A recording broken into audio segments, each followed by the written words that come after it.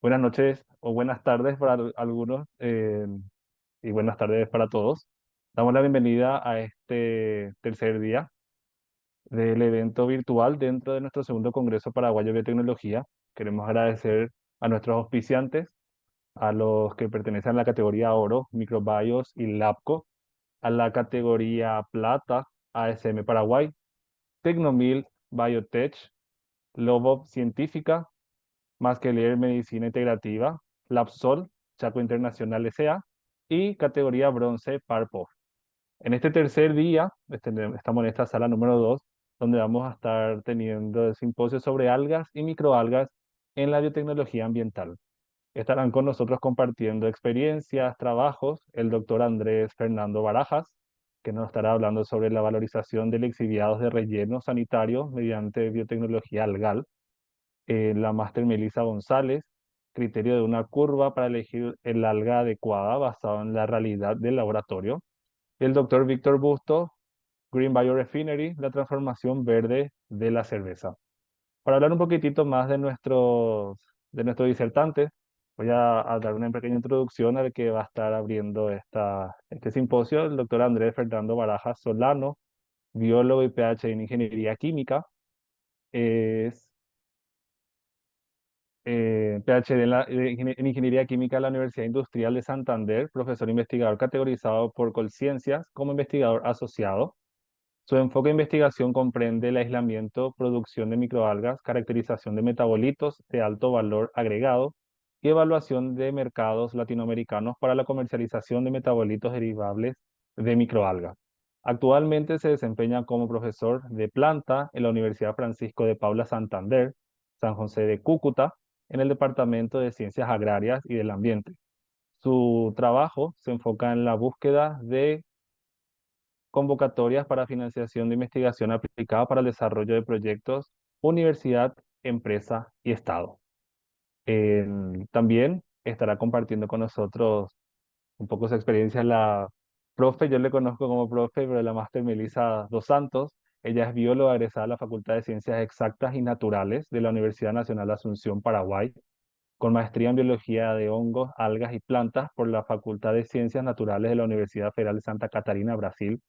Realizó cursos de posgrado, pasantías y vinculación científica en las áreas de limnología, ficología aplicada a biotecnología y entomología acuática en Argentina, Brasil, Colombia, España y Uruguay.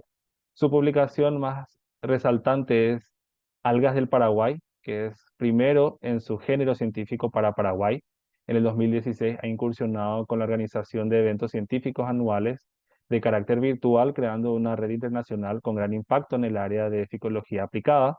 Actualmente se dedica a la investigación y tutoría en áreas de hidrobiología, con 8 tutorandos a su cargo. Además, trabaja como coordinadora de equipos científicos dedicados al servicio de consultoría ambiental. Es emprendedora de varios cursos de extensión universitaria y colabora con Jornalismo e Historia, que es un periódico universitario brasilero del estado de Santa Catarina. Y estará con nosotros cerrando hoy el doctor Víctor Daniel Busto, microbiólogo por la Universidad Nacional de Río Cuarto, de la Facultad de Ciencias Exactas, Físico-Químicas y Naturales, y doctor por la Universidad de Buenos Aires en el área de biotecnología. Es profesor adjunto de la asignatura de reactores biológicos dependiente del Departamento de Ingeniería Química. Es jefe de trabajos prácticos de la Cátedra de Biotecnología de la Facultad de Farmacia y Bioquímica de la UBA. Es docente responsable del Seminario de Posgrado de Bioreactores, perteneciente a la maestría en procesos biotecnológicos y Facultad Regional Delta. Es docente de curso de posgrado, Tecnología de Fermentación y Biotecnología Vegetal, perteneciente a la maestría en Biotecnología de la UBA. Es docente del curso de posgrado de Bioprocesos, perteneciente a la carrera de la especialización en Biotecnología Bioquímico Farmacéutico de la Facultad de Farmacia y Bioquímica de la UBA. Docente del curso de posgrado de Elementos. ¿Cómo? Docente del curso de posgrado de Elementos de Biotecnología Farmacéutica, perteneciente a la carrera de especialización en Farmacia Industrial de la Facultad de Farmacia y Bioquímica, y docente del curso de posgrado de Bioreactores y Cambio de Escala, perteneciente a la maestría en Biotecnología de la Universidad Nacional de Río Cuarto, Es docente investigador de categoría 3 del Ministerio de Educación, miembro de la carrera de investigador científico tecnológico del Consejo Nacional de Investigaciones Científicas y Tecnológicas CONICET, categoría investigador asistente. Es codirector del proyecto de investigación Producción de biomasa y productos de microalgales, aprovechamiento de coproductos y residuos de la industria alimentaria de la Universidad Tecnológica. Sus líneas de trabajo van relacionadas a la tecnología de alimentos y procesos biotecnológicos, valorización de residuos en la industria cervecera mediante cultivo de microalgas, producción de biomasa y productos microalgales. Entonces, estos tres ponentes nos estarán en- deleitando con sus conocimientos, con todo lo que ellos vienen trabajando, dándonos una ponencia de gran impacto que va a tener, ¿verdad?, para todos los participantes de este tercer día en el formato virtual de nuestro segundo Congreso Paraguayo de Biotecnología. Le cedo la palabra al doctor Baraja. Sí, Hola, muy buenas noches para todos. buenas noches. Déjame ver si me deja compartir bien. Eh,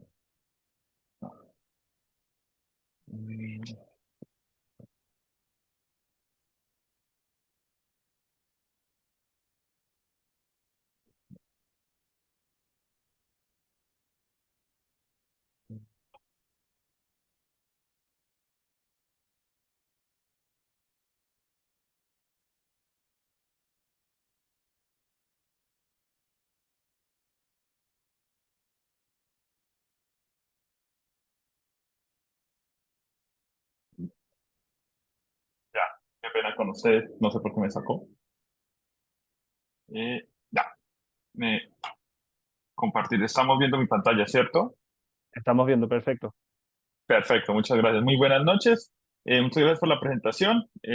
Rápidamente, mi nombre es Andrés Barajas. Yo soy profesor asistente de la Universidad Francisco de Paula Santander, de la ciudad de Cúcuta, en el departamento de Norte Santander, en Colombia.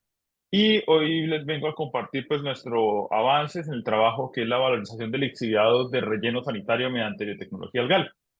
En este caso, nuestro laboratorio se llama Innovalgi, es el Laboratorio para la Innovación y Desarrollo en Microalgas y Cianobacterias. Es un laboratorio dedicado únicamente a la selección de microorganismos, al aislamiento, a la detección de metabolitos y de su bioprospección y determinar cuáles de ellas, de estas cepas, muchas veces únicas, tienen un potencial biotecnológico de escalamiento y de aprovechamiento.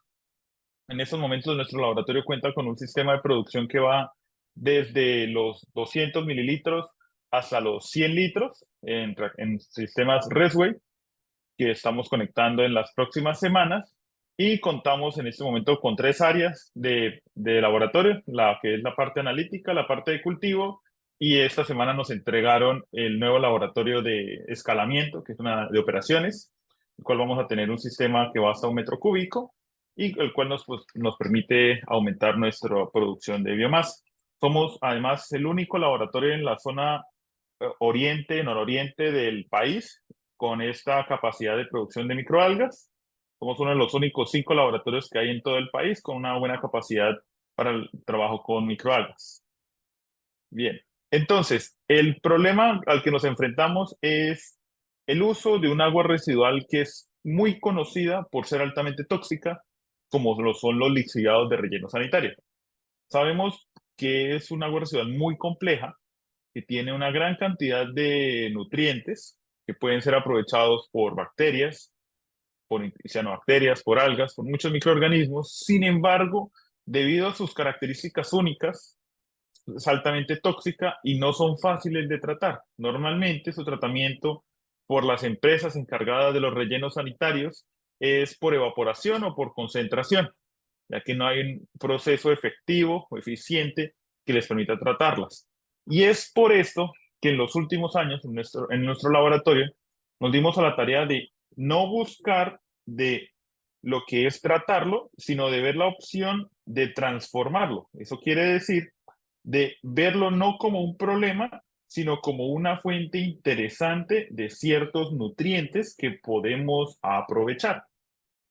Hay que entender entonces que este tipo de aguas residuales, a diferencia de por lo menos los residuos líquidos de industria alimentaria o de los domésticos, pues va a tener unas concentraciones mucho más elevadas.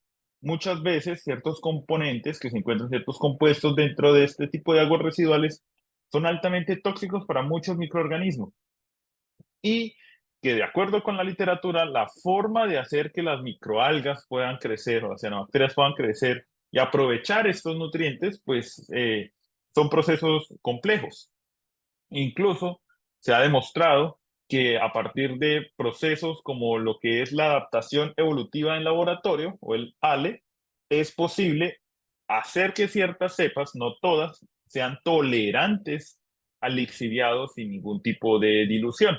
Esto se ha demostrado que es posible, no necesariamente eficiente, porque lleva mucho tiempo. Algunas de las cepas después de transformadas, después de obtener esa capacidad, pierden esa capacidad de crecer en el lixiviado y vuelven a su estado basal. Entonces es muy normal encontrarlo. Vemos que durante los últimos años se busca que el lixiviado pues, pueda ser utilizado. En nuestro laboratorio, ¿qué nos interesa? Poder hacer que nuestras diferentes cianobacterias y nuestras diferentes microalgas pues se puedan adaptar a diferentes ambientes. Nosotros nos interesa mucho el uso de estos organismos, pero que provienen de ambientes extremos, primordialmente aquellos que provienen de ambientes termales. ¿Por qué? Porque nuestro país, Colombia, tiene un alto nivel de zonas termales, la mayoría con altos niveles de calcificación y algunos muy ácidos, especialmente los que están en el sur del país. Y lo que hemos encontrado durante los últimos 5 años es que la diversidad es muy alta y que es muy poco conocida. Y que de acuerdo con esto es posible encontrar ciertas especies con la capacidad de producir ciertos metabolitos a unas cantidades mayores a las reportadas en la literatura. En este caso, en unos termales localizados en nuestra región, hemos podido localizar nuevas especies, incluso primeros avistamientos de nuevos géneros, como es el caso de Pótamo sifón, que son capaces, tenemos unas cepas capaces de producir las tres proteínas, tanto la ficocianina, la aloficocianina y la ficoeritrina, con una alta concentración y una alta pureza, que llegan a incluso a pelear con las mismas purezas que se pueden obtener con espirulina, con artrospira. Y lo que nos interesa además es otros metabolitos que no solo sirvan para la industria alimentaria, sino que puedan ser compatibles con lo que es la transformación de un lixiviado o lo de un agua residual. ¿Por qué no le decimos tratamiento? Porque lo que nos interesa es darle algo que no tiene valor como el lixiviado y que es, a final de cuentas, costoso de manejar, poderlo volver un tesoro o un treasure trove para la industria que nos permita a partir de él producir diferentes grupos de metabolitos que puedan eventualmente ser aprovechados. Entonces, por eso no pensamos en el tratamiento del agua residual o del lixiviado, sino en transformarlo, en poder aprovechar cada uno de esos nutrientes y permitir que los organismos que nosotros ya hemos prospectado y que sabemos que tienen características interesantes puedan ser de utilidad a futuro. En este caso, nace el proyecto Photolix, que es un proyecto financiado por el Ministerio de Ciencias de Colombia, que también está financiado por la empresa Veolia, que es la empresa encargada del manejo de los residuos sólidos para la región de norte de Santander y por lo tanto la encargada de los rellenos sanitarios y de los sistemas de producción y tratamiento del lixiviado.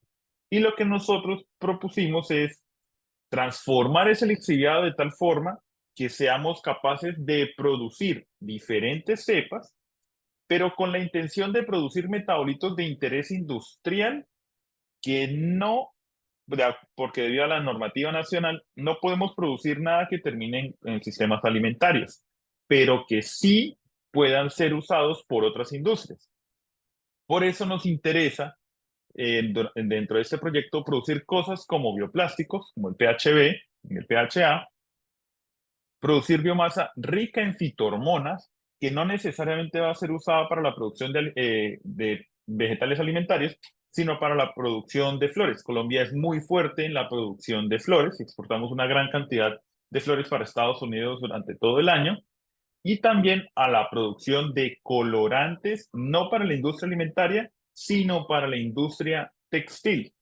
Esto debido a que antes de pandemia también tuvimos una financiación por el Fondo Newton, un proyecto llamado Alga Color, donde buscábamos bioprospectar la mayor cantidad de microorganismos con capacidad de síntesis de diferentes proteínas y de otros colorantes que nos permitieran formar una bioplataforma tecnológica para el país como un hub de mostrar los diferentes pigmentos posibles y poder adecuarlos para que sean adheridos o como tal sean colorantes para la industria textil. En este caso, como hemos tenido buenos resultados con los colorantes y tenemos cepas ya específicas, nuestra intención es ajustar las condiciones del lixiviado para poder producir estos pigmentos que requieren de ciertas condiciones que son adversos o contrarios a lo que es el lixiviado para poderlos producir. Entonces, es lo que buscamos, lo que hemos estado buscando durante los últimos 4 años y en las diferentes escalas y que ya nos ha dejado ciertos resultados, sino que nos ha demostrado cuáles son los pros, cuáles son los contras de estos sistemas y cuáles son las barreras que hay que romper para poder decir que efectivamente estamos transformando el lixiviado y le estamos dando un valor agregado para que diferentes industrias se puedan unir a aprovechar lo que podemos producir. En este caso, esto es un paper que publicamos en el año 2022 usando dos cepas muy resistentes de nuestro laboratorio, son muy resistentes para crecer en aguas residuales y que hemos intentado durante los últimos años de hacerla crecer en lixiviado diluido. ¿Por qué diluido? Porque lo vemos como una plataforma rápida para poder alcanzar las concentraciones necesarias no solo de nutrientes, sino reducir el color, que es el mayor obstáculo del lixiviado, para permitir que los microorganismos crezcan. Debido a que el lixiviado es un agua residual recalcitrante y con un DBO y un DQO muy elevado y con unos elementos que le dan un color negro característico, es sí o sí necesario pues su dilución para permitir que crezca durante todo el reactor. Hace poco les contaba que hay una opción que es mediante el uso de microorganismos por adaptación evolutiva en laboratorio. Sin embargo, se ha demostrado que aunque pueden crecer al 100%, es en sistemas laminares, o sea, en reactores de capa fina, para que el área de interacción con la luz sea lo más óptimo posible para que ellos puedan crecer. Y no es posible hacerlos crecer en reactores tubulares por lo menos, que tengan un diámetro superior a los 20 centímetros. Ese es uno de los inconvenientes con esa tecnología. Nosotros estamos tratando es de recircular el lixiviado, el medio diluido, para poderlo aprovechar al máximo y poder sobre ese seguir agregando lixiviado fresco para que el sistema siga trabajando. Hemos encontrado que el mayor inconveniente radica es en la concentración. Al 10% el lixiviado es súper tóxico y hemos encontrado que no es posible, la mayoría de las cepas crezcan al 10%, no es posible que ellas crezcan o producen muy poca biomasa. Algunas de ellas son muy buenas, se adaptan súper bien al 5% de dilución del lixiviado, sin ningún inconveniente, remueven bastante nitrógeno, remueven bastante fósforo, sin embargo, pues no remueven todo y el lixiviado después de ese tratamiento pues sigue teniendo un color característico, opaco, pero la idea es poderlo recircular, porque digamos que dentro del proyecto la empresa Veolia nos puso barreras a la cantidad de agua que podíamos aprovechar, que la podemos usar, de agua fresca, que es uno tal vez de los hitos del proyecto, es reducir la cantidad de agua fresca para tener que trabajar con estos sistemas casi a cero para que el proceso sea altamente rentable. Porque en muchos lugares donde se encuentran los rellenos sanitarios en Colombia están lejos, por normativa, están lejos de ríos y lagunas para evitar contaminación cruzada.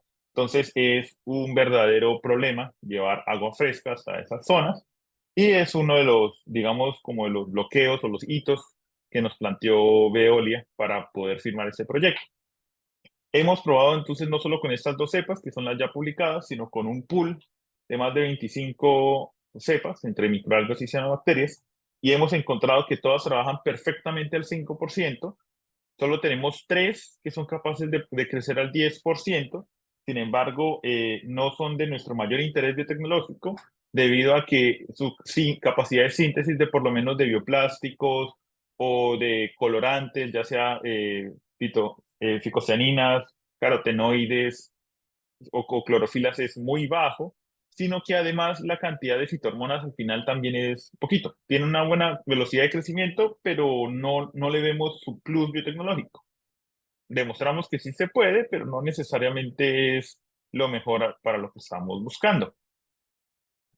De eso hemos podido encontrar también que ciertas cepas requieren de un boost o de un ajuste en la longitud de onda, y hemos encontrado en los últimos 2 años que es posible con un lixiviado diluido y ajustando la intensidad y ajustando entonces no solo el ciclo de luz, sino el tipo de luz, o sea, variando en este caso, en el ejemplo que ustedes ven a su izquierda, es uno de nuestros reactores, es un fotorreactor de Synopsys Francia, que le hemos acomodado unas luces rojo-azul de relación 4:1, cuatro luces rojas por una luz azul, para a un ciclo luz-oscuridad de 18:6, que nos permite que la cepa crezca relativamente rápido en las condiciones, pero que maximice la síntesis de fitohormonas que ella puede concentrar. Y en otra cepa, la de la derecha, son dos cepas diferentes, podamos ajustarlo con luz blanca o lo que sería como la luz natural, la simulación de la luz natural, a un ciclo de luz-oscuridad 12:12, podamos tener hasta un 20-22% en peso-peso de bioplástico. Esta cianobacteria la aislamos de un termal, y en este caso es una cianobacteria que estaba acostumbrada a una baja radiación, pero hemos sido capaces de estresarlas al punto de maximizar su síntesis de PHB, y hemos podido demostrar que en laboratorio hasta ahora somos capaces de hacer que el lixiviado diluido lo podamos aprovechar para producir ciertos metabolitos. Nos interesan mucho estos dos porque son de verdad los que dan como mayor hincapié cuando tú tienes un problema como un lixiviado. Es un agua residual industrial, ¿cierto? Que no es fácil de vender a sus características, y que su biomasa producida no puede ser recirculada para sistemas como por lo menos para la producción de alimentaria o para la producción de metabolitos de alto valor. Y encontramos que con estos dos metabolitos en los últimos experimentos, en los últimos años, la percepción por parte de las empresas con las que hemos estado hablando, no solo Veolia, sino las interesadas en los productos, les han interesado más el bioplástico, porque de todas formas es una alternativa para la reducción de los diferentes plásticos a nivel nacional, y las fitohormonas por el interés en la síntesis para obtener eh, fertilizantes o coayudantes de vegetales para la floración. En este caso, ya tenemos intereses para poder aprovecharlos para en los próximos años, por un posible escalamiento, aprovechando ya en la zona para producir la mayor cantidad de fitohormonas y ver si son útiles para la floración de ciertas flores que son de nivel exportación, que es, digamos, los mayores intereses. También nos dimos cuenta que aunque esto en laboratorio es súper genial, que aunque podemos acomodar todas las cosas como la intensidad de la luz, la radiación, el tipo de luz, la temperatura, nuestro momento del salto pues es algo necesario, y hemos estado en los últimos meses explorando dentro de este proyecto su transferencia hacia la captura masiva de carbono en sistemas industriales. En este caso, dentro del mismo proyecto, hemos estado analizando la capacidad de nuestros montajes, pero usando CO2 residual. En nuestra región, en nuestro departamento, es muy común la producción de carbón. Y las industrias de coque, la de coquización para producir para exportación, es muy alta. El departamento de Norte de Santander es el quinto exportador de carbón de todo el país, y la industria de coque es una de las más grandes del país, teniendo cerca del relleno hay cerca de 15 coquizadoras. Entonces, es un problema que pudimos conectar con la industria del coque y actualmente tenemos unos pilotos, en este caso son los de producción de PHB, que están trabajando con luz natural y que están capturando CO2 residual del gases de exhausto de la industria de coque. Este es un montaje que terminó hace 3 semanas. Lo empezamos en enero, en la tercera semana de enero, y lo terminamos hace 3 semanas, en el que fue un sistema de cultivo semicontinuo que nos permitió hasta ahora ver que tenemos concentraciones muy similares, no necesariamente las mismas del laboratorio, del PHB, porque vemos que la radiación en nuestro departamento es muy alta y tenemos problemas con la temperatura. Hemos estado ajustando también el exceso de radiación, jugando con plásticos o con las famosas polisombras para poder reducir, que es como un pequeño invernadero, para poder reducir esto y poder maximizar la síntesis de bioplásticos, que es en estos momentos el que es como el más opcionado. Y hemos encontrado que el lixiviado funciona muy bien para retener el CO2 debido a los diferentes compuestos que hay en el lixiviado. Reacciona bastante bien con el CO2 y maximiza la solubilidad del CO2 y nos permite obtener un alto contenido de carbonatos, los cuales, como todos sabemos, van a ser aprovechados por las microalgas para fijar la mayor cantidad de carbono y estamos teniendo unos buenos rendimientos en esta fase, pues para PHB.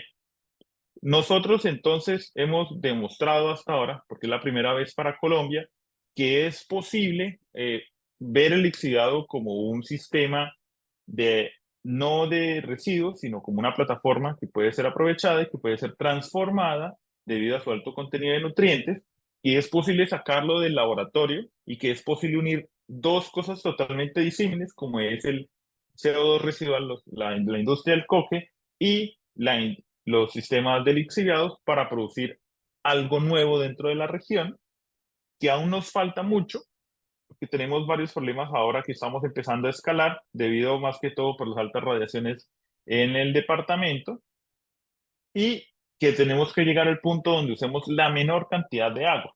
Entonces, actualmente estamos explorando otras opciones para transformar el lixiviado sin tenerlo que diluir, hacer procesos fotoquímicos para poder transformar el lixiviado, quitarle ciertos componentes altamente recalcitrantes y eventualmente tener un mejor medio de cultivo, que sea barato o que se mantenga tan barato como actualmente es el lixiviado y que nos permita producir a costo la biomasa rica en nuestros metabolitos objetivos, demostrando así que nuevamente las microalgas y las cianobacterias son una de las mejores opciones para poder aprovechar los diferentes residuos de nuestra industria o del impacto humano, y que así podemos generar nuevos procesos, nuevos metabolitos y nueva industria, bioindustria a nivel nacional, que nos permita a todos pues, reducir nuestro impacto como humanos. Listo. Muchas gracias a todos por estar pendientes.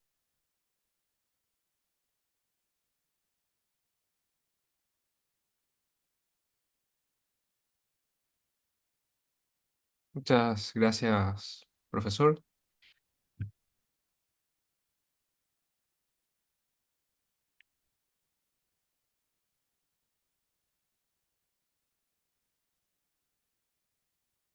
Continuamos con la presentación de Melissa González, criterio de una curva para elegir el alga adecuada, basado en la realidad del laboratorio.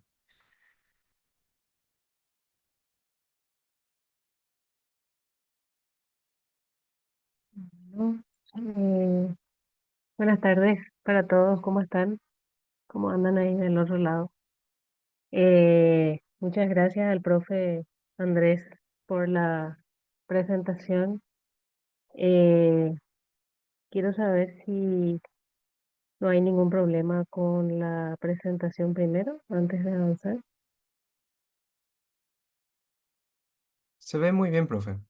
Ok, está, entonces no hay ningún problema. Bueno, mi intención con esta presentación, cuando en algún momento dado estuvimos hablando sobre o organizando este simposio, la idea era un poco bajar algunos, no sé si conceptos, porque a veces los tenemos a mano o usamos constantemente ya por reflejo, pero nos cuesta un poco unir las piezas y poder pensar en una metodología en el laboratorio que como tesistas de grado a veces nos encontramos muy perdidos de, ¿será que puedo usar ese material? ¿Será que puedo, cómo será que puedo hacer tal proceso usando materiales que no sean caros necesariamente, que no necesiten una infraestructura quizás muy cara, ¿verdad? Entonces la intención un poco con esto era mostrar a través de la experiencia que tuve con haciendo la tesis de maestría, eh, mostrar cómo pudiéramos utilizar uno, porque hay muchos factores, pero uno de los factores eh, como ventaja para poder ya hacer una selección del alga que nos parezca. Aunque a veces, aunque hoy día existe muchísima bibliografía sobre algas de interés en biotecnología, biotecnología ambiental, y aplicada a las distintas ramas dentro de la biotecnología ambiental. Entonces, voy a tratar un poco también de conectar a lo que decía Andrés ahí, que me pareció muy interesante y tengo un par de preguntas para él después cuando se dé la oportunidad. Bueno, entonces, aquí ya me presentaron, soy Melissa, yo trabajo en el laboratorio de hidro, por más que esté un poco al costado del área, bueno, estuve trabajando en esto y mi intención aquí es que quería mostrarles un poco la experiencia y a ver si esa experiencia les sirve de alguna manera como para poder dar un paso adelante y poder pensar juntos en cómo que hay veces se puede hacer una tesis o se puede hacer un trabajo pensando bien, haciendo bien el diseño de experimento y con cosas sencillas se pueden lograr cosas interesantes, ¿sí? Es más o menos eso lo que me gustaría mostrar, ¿sí? Entonces, basado en la realidad de nuestros laboratorios, ¿sí? Para ponernos un poco en perspectiva, un poco en ir encaminándonos al punto, biotecnología ambiental en general tiene un interés por bioremediación, ahí les muestra un poco de producción de oxígeno, secuestro de carbono es uno de los focos importantes hoy día, bioenergía, producción de biomasa, ya el profe Andrés ahí estaba comentando el uso que quieren darle, por ejemplo, a los lixiviados y muchos de ellos están rondando justamente por estos conceptos, el tratamiento de aguas residuales, de hecho, casi que abarca varios puntos, ¿sí? Entonces, en la biotecnología ambiental lo que busca es abarcar más o menos estos focos, ¿sí? Quizás hayan más que no esté mostrando aquí, pero son estos más o menos los puntos a los que nuestros objetivos de trabajo deberían estar enfocados o encaminados, ¿sí? Entonces, eh, la biotecnología ambiental hoy día utiliza mucho como materia prima a las algas, ¿sí? Algas macro, algas microscópicas, ahí el profe estaba hablando, entiendo yo más bien en su mayoría por lo menos de algas microscópicas. Voy a mirar el chat un rato, no sé si es para mí. Ah, No, ya, ok. profe, es un anuncio. Perdón, perdón. Sigo entonces. Entonces, ver un poco cuál es la mejor alga para poder trabajar para poder hacer nuestro, no me avanza de repente. Ay, espera. ¿Cuál es la mejor alga para poder aplicar a un experimento? ¿Cómo yo elijo esa alga? ¿Cómo yo llego? ¿Hago por bibliografía? Pues sí, también. Pero ¿cómo llego al punto central de cuál es el alga que voy a utilizar? ¿Cuál puede ser el test o más rápido o más económico tal vez con el que yo pueda llegar a una conclusión y decir, bueno, voy a probar esta alga que puede tener alto rendimiento? Ahí el profe hablaba, ¿verdad? De más o menos cuáles son los procesos con los que ellos testearon algunas cosas. A mí me gustaría enfocarme un poquitito más en uno de los factores y de nuevo ir un poco a la parte metodológica, ¿sí? Em, entonces, ¿cuál es la mejor alga? La mejor alga siempre va a ser aquella que tiene mayor capacidad de bioremediación, porque estamos hablando de biotecnología ambiental y lo que nosotros queremos es, hay mucho que tratar en el ambiente. Aguas residuales es uno de los puntos focos y capacidad de bioremediación de un alga es importantísima. Por ejemplo, la facilidad que tiene de cultivo. O sea, yo puedo tener un alga que sea de una alta capacidad de bioremediación, pero en realidad no es muy fácil de cultivar. Siempre me trae problemas porque es muy sensible a la luz, porque es muy sensible a la cantidad de nutrientes, es muy sensible a la agitación, es muy sensible a la falta de agitación, mejor dicho.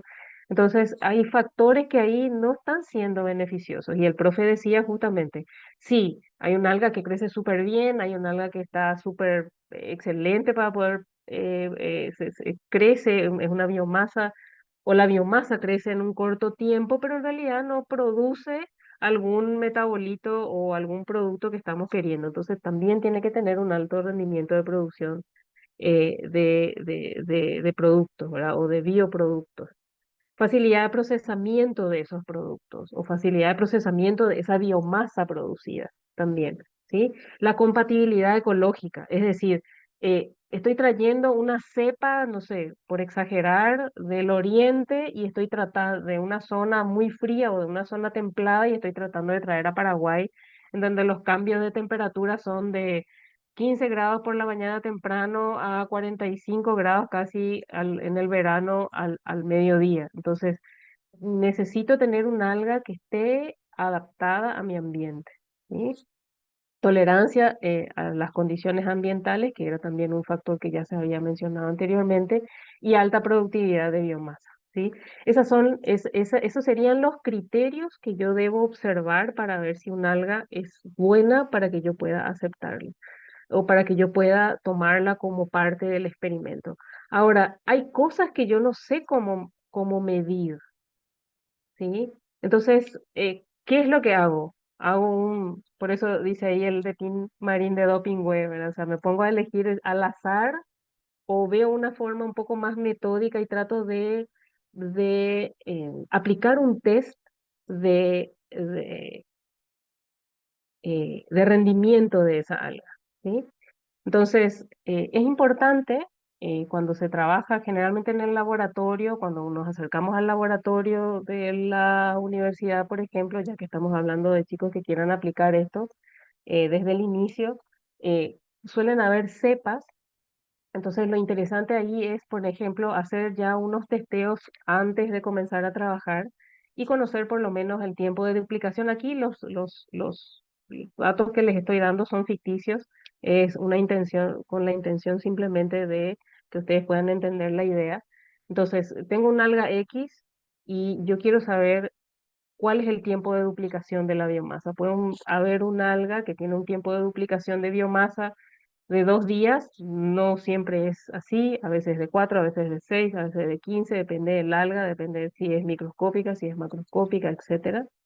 Si la productividad de la biomasa es alta, es baja, es mediana, ¿sí? La capacidad de bioremediación, bueno, en caso de que mi objetivo pues sea utilizar un alga que en el futuro tenga una aplicación en bioremediación. Facilidad de procesamiento, ya lo habíamos dicho, si es alta, si es baja, o la facilidad de cultivo, que es uno de los objetivos también principales, porque yo puedo tener un alga de alta capacidad de bioremediación, de una alta productividad de biomasa, pero en realidad la facilidad con la que yo pueda manejar ese cultivo es tan delicada que requiero de tanto equipamiento y de tanto insumo para mantenerle en el estado en el que ella le gusta estar para producir lo que necesito, que al final termino gastando mucho más de lo que yo en realidad estoy queriendo aprovechar, ¿sí? ¿En qué nos vamos a, a quedar? En la productividad de biomasa. Vamos a crear un escenario en el que esta alga que estamos viendo aquí es una de productividad baja a mediana, digamos, pero tiene una alta capacidad de bioremediación o del uso que nosotros querramos. Sabemos que es una alga A lo mejor no tiene capacidad de bioremediación, pero sí una alta productividad de biomasa y sabemos que la biomasa tiene un alto contenido de una proteína que nos interesa o de un colorante que nos interesa, de un pigmento que nos interesa. Entonces, ¿qué es lo que se puede hacer? Se puede potenciar esa capacidad del alga, ¿sí? Para poder potenciar esa capacidad del alga, bueno, estos slides que vienen aquí son algunos slides que se habían reciclado de la presentación de ese trabajo que había hecho, entonces por eso está así, en portugués. Al alga lo que podemos hacer es estresarle un poco. Es decir, si supongamos, si yo les digo a ustedes, bueno, ponete a correr, ahora estás fresquito, la piel seca, pero si me pongo a correr, el hecho de que yo comience a hacerle trabajar a mi cuerpo produce algunos metabolitos secundarios, sudor. Digamos que ese sudor tiene cierta cantidad estamos en un escenario supuesto. Entonces produce algún tipo de metabolito que me es interesante. Entonces yo le metí en estrés a ese cuerpo, a ese individuo, y está produciendo un metabolito que podría ser aplicable o no, ¿verdad? Entonces, el estrés aplicado al alga es la alteración de un conjunto de fenómenos de autorregulación celular que puede ser promovido por varios factores. Y más adelante les voy a mostrar cuáles son y esas variables que se mudan, esos factores que se cambian en algún punto es lo que le somete a esa alga en estrés y la respuesta de esa alga o lo que hace esa alga es producir ahí un metabolito secundario que puede ser aprovechable, ¿sí? La manipulación o el estrés no siempre, pues, el hecho de que yo utilice ese término de estrés no significa que yo le esté sometiendo o que necesariamente tenga que estar relacionado a algo negativo, no. Es simplemente sacarle de ese estado, digamos, más equilibrado y le pongo en un estado un poco más caótico como para que pueda producir algo que yo quisiera. Para la manipulación, generalmente de un alga o de un cultivo de algas, se suelen tocar varios factores. Puede ser CO2 aquí, CO2 suele promover y ahí hay algunas bibliografías que señalan algunas algas que salen de ejemplo. La manipulación de CO2 a veces ayuda a producir ácidos grasos saturados, en algunos casos carotenoides, vitaminas. La manipulación o el estrés de un alga en su factor o en el variable de nutrientes y dióxido de carbono ayuda al crecimiento rápido de la biomasa, por ejemplo. Temperatura, salinidad, la luz son también factores que me pueden ayudar a estresarle a esa alga y eh, potenciar. Ya el alga puede estar produciendo algún metabolito que necesito o que es de mi interés, pero yo puedo potenciar a través de sacarle de ese estado de equilibrio, alterando uno de esos factores, ¿sí? Entonces, ultrasonido también es algo que se utilizó en algún experimento con Anabaena variabilis. Eh, Se pasa muy rápido en tiempo, entonces voy a tratar de... En mi caso, me gustaría un poco hablarles sobre luz, que era el factor que yo había utilizado en su momento para el experimento con el alga de Tetradesmus wisconsinensis. Es un alga que está emparentada con la de Cenedesmus, una alga muy estudiada en el área de biotecnología, producción de biomasa. Y Tetradesmus es un alga que nosotros tenemos aquí en Paraguay, fue aislada del lago Pacaraí.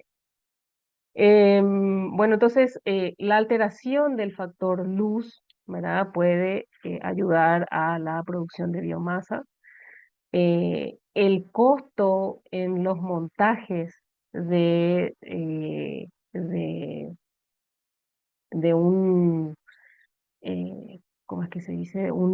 De un ambiente donde voy a cultivar el alga suelen reducirse si yo utilizo un tipo de luz común o si uso tipo de luz LED. El de la luz LED generalmente suele ser más económica, entonces tengo que estudiar también ese tipo de factores.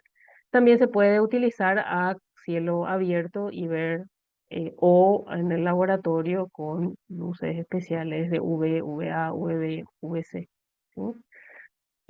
Siendo que son la principal fuente de obtención de energía de las algas, puede ser uno de los factores más, no sé si más fáciles de manipular, pero quizás más fáciles de aprovechar si vamos a hacerlo a cielo abierto, por ejemplo, ¿sí?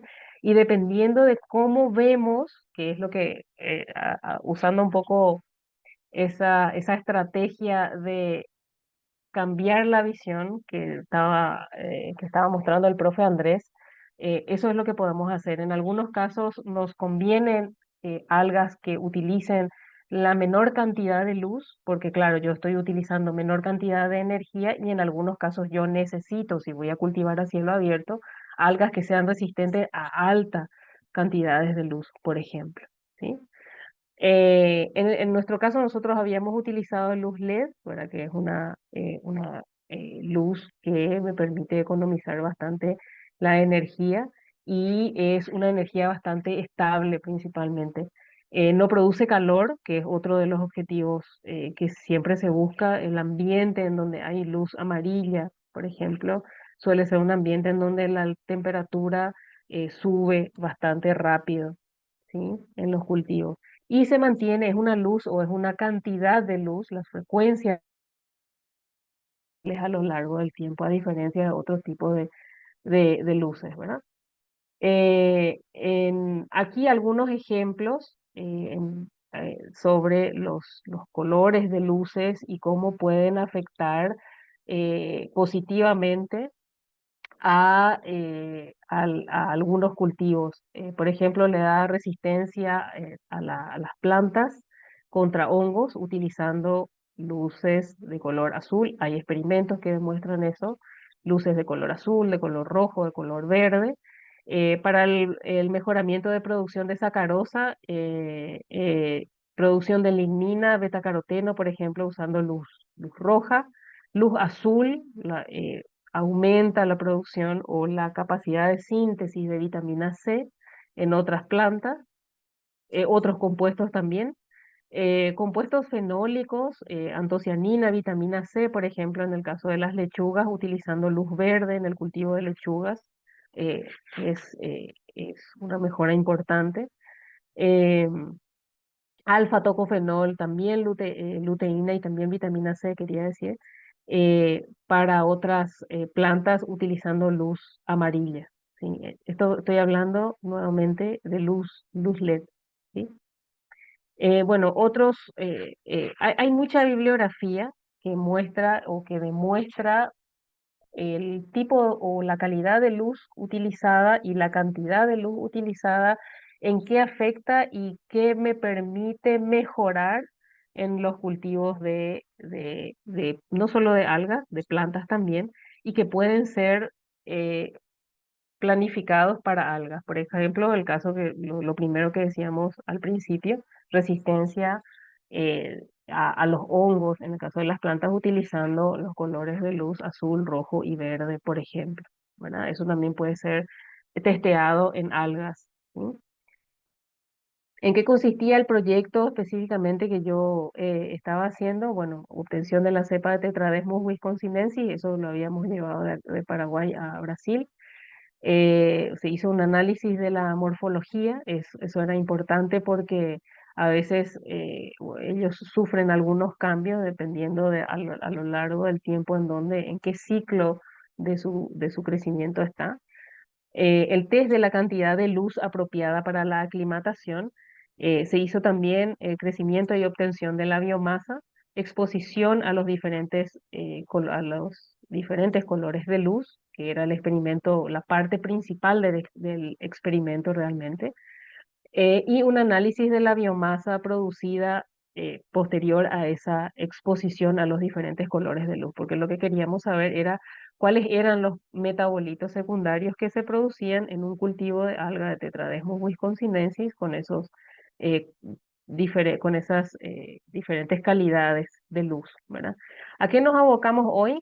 A este experimento, al test de cantidad de luz apropiada para la aclimatación. La aclimatación, recordemos que era la parte en la que el alga comienza a producir en la curva cuando vamos subiendo, cuando va subiendo y la producción de la biomasa va aumentando, y es el momento en el que yo quiero aplicar cualquier tipo de variable para poder ver qué tanto rendimiento tiene, o cuál es la respuesta a ese estrés al que le estoy sometiendo al alga, ¿sí? Entonces, este es el punto al que nosotros vamos a entrar porque este es un test interesante que al que podemos darle vuelta desde el punto de vista usar menos o más luz dependiendo del objetivo que tenemos, ¿sí? Si voy a usar en laboratorio, yo quiero usar menos cantidad de luz. Si voy a usar un cultivo externo, yo quiero un alga que tenga resistencia a la mayor cantidad de luz posible, ¿sí? Entonces, acá está el centro, digamos, como que la columna vertebral de la presentación que quería compartirles. No les comento todo el experimento desde el inicio. La intención es explicar específicamente este punto de aclimatación. Entonces, a esto, por el momento, llamémosle juntos el test de curva de acumulación de oxígeno, ¿sí? Utilizando conceptos básicos de producción de oxígeno en un cultivo de alga, la intención es ver yo lo que hago es un test en diferentes eh, cantidades de luz, ¿sí? De una luz estándar. Acá le puse de color amarillo, pero en realidad es luz blanca, que tiene las calidades de luz juntas, luz LED. Entonces yo utilizo en distintos grados distintas cantidades de luz. Aquí voy a nombrarles cantidades redondeadas, ¿verdad? De 15, de 25, de 40, 65 y así para arriba, en la medida que voy necesitando, ¿sí? ¿Qué es esto? Son unos agitadores, ¿sí? Dentro de ese agitador lo que yo tengo aquí pueden ver que tiene una bandeja. Esto, mire, imagínense que ustedes están mirando de frente al experimento. Em, una bandeja que contiene agua, ¿sí? Este es el incubador en donde yo coloco, con una tapa, claro, en donde yo coloco la cantidad de cultivo de algas. Este cultivo ya está en una etapa de crecimiento. Digamos que la curva no es el momento en el que yo recién hice repique de mi alga, sino es el momento en el que mi alguita como que ya está estabilizada y ya está creciendo. Yo veo que va creciendo bastante rápido. Ese tiempo de duplicación es continuo, digamos, ¿sí? Entonces, lleno mi cultivo de algas en esta incubadora y posteriormente tapo eso, evitando que hayan burbujas encerradas o burbujas de oxígeno encerradas. Y esas incubadoras son colocadas sobre estos agitadores, dentro de esas bandejas que les mostré anteriormente. Esto blanquito que se coloca aquí son unos agitadores magnéticos, ¿verdad? Y lo que se busca acá son unos sensores, estos cositos, estos puntitos rojos que se ven ahí, son unos sensores, ¿sí? De, para el aparato de captación de oxígeno, de la cantidad, medidores de oxígeno, perdón, ¿sí? Perdón. Entonces, estos eran unos sensores que estaban colocados a cada uno, en cada uno de las incubadoras, ¿sí? En los extremos se colocan unos agitadores. ¿Por qué agitadores? Porque dependiendo de en qué parte de esa línea, digamos, de cultivo se encuentre mi incubador, probablemente el del medio esté mucho más caliente, ¿verdad? No estamos hablando de altas temperaturas, pero variaciones de temperatura de 2 grados, 1,5 grados son suficientes para alterar resultados, ¿sí? Entonces yo lo que quiero es mantener la temperatura, por lo tanto se colocan agitadores en ambos extremos para que el agua se mantenga circulando y la temperatura esté constante y equilibrada para las incubadoras, ¿sí? Entonces se coloca un termómetro, en realidad ahí como esquema se coloca uno solo, pero en realidad tenemos varios medidores de temperatura en toda la bandeja. Entonces se coloca la luz al principio a oscuras, la verdad. Entonces no se coloca luz, se apagan las luces del laboratorio y se busca una medición de el oxígeno consumido, ¿sí? En un cierto periodo de tiempo. Puede ser 10 minutos, 15 minutos, eso dependiendo de lo que señala la literatura o lo que yo vaya dándome cuenta. En realidad, este experimento se probó como 9 veces y recién en la 9ª vez nos dimos cuenta de que, bueno, este es el tiempo que necesitamos para medir correctamente. Entonces son cosas que también se van probando. A veces la literatura dice una cosa, pero uno al probar en el laboratorio le sale otra. Entonces es necesario ya armarse de ese tiempo para esas pruebas, ¿sí? Entonces, sin luz para poder medir el consumo de oxígeno de ese cultivo en cierto periodo de tiempo. Se colocan las luces bien alejadas para tener una luz bastante tenue, además de vuelvo a mostrar, unas 3 plaquitas. El profesor Andrés hablaba en el último de sus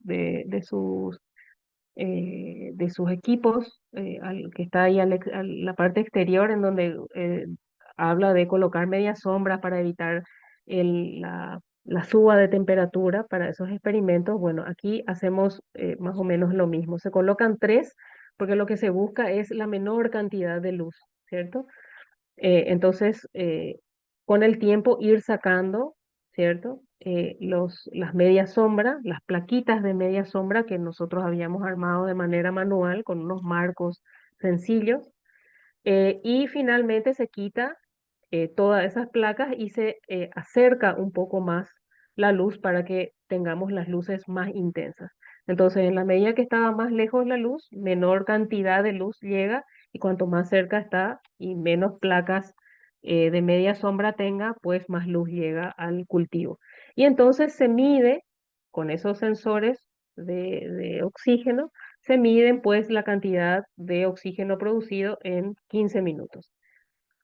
Eso fue para este experimento. Entonces, para cada cantidad de luz, en esa variación de tiempo, se iba midiendo y se mantiene constante siempre la, eh, la temperatura, la agitación, etcétera, para que no hayan alteraciones en el experimento. Bueno, aquí finalmente, esta es la curva con eh,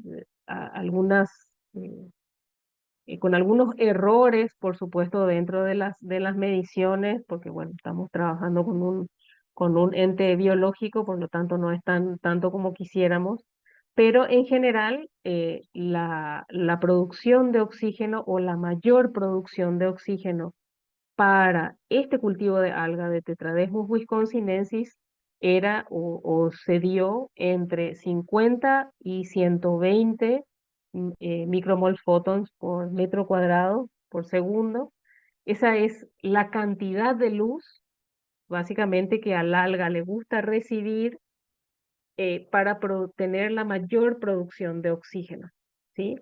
Entonces, con este test que nos llevó aproximadamente medio día de trabajo, yo puedo o pudimos entender, claro, medio día de trabajo para hacer este test, siempre y cuando ya se tenga claro el cultivo eh, eh, preparado, digamos, 15 días antes, ¿verdad? Entonces, con esto yo puedo testear si en verdad esa es la cantidad de luz con la que yo quiero trabajar, porque yo sé que con esa cantidad de luz el alga se siente cómoda y puede producir la mayor cantidad de oxígeno, ¿sí? Esto puedo utilizarlo ya para finalizar. Esta idea o esta inclinación de delineamiento experimental se puede utilizar aprovechando en 2 aspectos, como ya había dicho anteriormente. O yo quiero trabajar en el laboratorio y como quiero utilizar la menor cantidad de energía posible, entonces yo trato de buscar aquellas algas que necesiten menor cantidad de luz para tener un rendimiento alto, o yo quiero utilizar para biorremediación cierto cultivo de algas y entonces yo necesito que ese cultivo sea aplicable en exterior o en cultivos al exterior, y por lo tanto yo quiero que esa alga, necesito buscar algas que tengan resistencia o alto rendimiento de producción de oxígeno con altas cantidades de luz, que va a ser mucho mayor a 150 micromoles fotón, por ejemplo.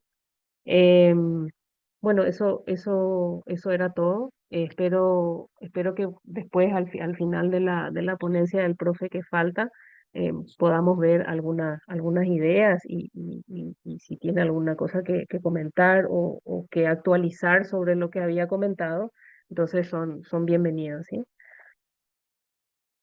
Bueno, muchísimas gracias, profe. Esta fue la segunda ponencia sobre criterio de curva para elegir el alga adecuada basado en la realidad del laboratorio dado por la profe Melissa. Ahora viene la última ponencia de la noche, sería el del doctor Víctor Busto, Green Biorefinery, la transformación verde de la cerveza. Profe Víctor, le dejo el espacio para que pueda compartir pantalla y entonces pueda iniciar la presentación. Listo. Bueno, ¿qué tal? Buenas noches a todos. Ya gracias por la invitación. A ver, déjenme si puedo compartirles. Eh,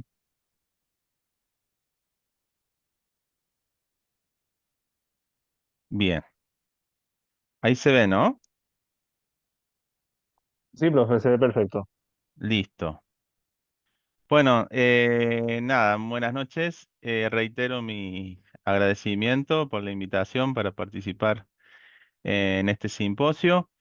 Lo que quiero comentarles acá en esta, espero que sea breve charla, es un proyecto en el que estuvimos participando, ya un proyecto que ya ha concluido hace un par de años, que justamente tenía como nombre Green Biorefinery, y justamente tenía que ver con esto de la transformación verde de la cerveza, o en realidad más que de la cerveza sería como de la industria cervecera, ¿sí? Hablando un poquito de justamente de esta industria cervecera en Argentina, se están produciendo, tiene una producción anual de cerveza que va de más de 18 millones de hectolitros, ¿sí? Hay que tener en cuenta de que, según la Cámara de Cerveceros Artesanales de Argentina, aproximadamente en el país tenemos más o menos unas 2.500 fábricas de cerveza artesanal. Y hablando de justamente de una industria, ¿no? En este caso, industria cervecera, esta misma industria está generando por cada litro de cerveza producido aproximadamente un volumen de efluentes o aguas residuales de esta industria que va de entre 2 y 8 litros por litro de cerveza producido.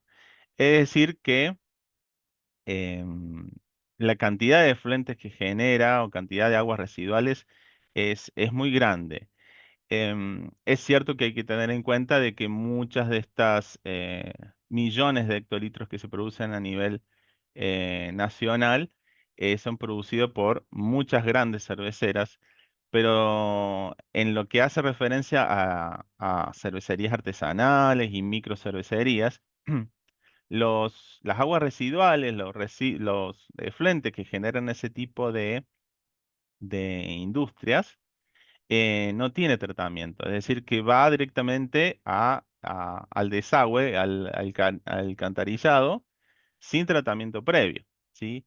Entonces, basándonos en esta realidad que tenemos en nuestro país, y creo que en muchos países de Latinoamérica también la tienen, es que se basó este proyecto Green Biorefinery, en donde este proyecto se centró en lo que es la transformación sostenible de la industria cervecera, ¿sí?